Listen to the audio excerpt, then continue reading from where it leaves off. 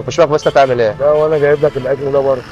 يا عم والله ما جعان. لا ازاي؟ والله العظيم كنت بختبرك. لا ما ينفعش. يا عم كتر. لا وانا خدتك معايا عشان اجيب لك الاكل.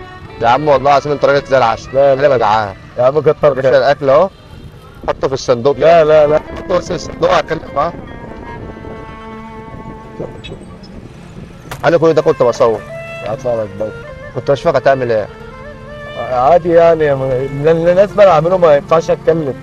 طب انت ما قلتليش ليه من الاول انت مش شرط اقول لك اللي عايز يعمل حاجه مع حد مش شرط يقول. طب انت ما اديتليش ليه طب من الاول. عشان الحاجه دي ما كانتش بتاعتي عشان اديها لك. وانت كنت ممكن تديها لي وترجع تجيب غير. لا ما ينفعش لان الاوردر كان مستعجل معايا.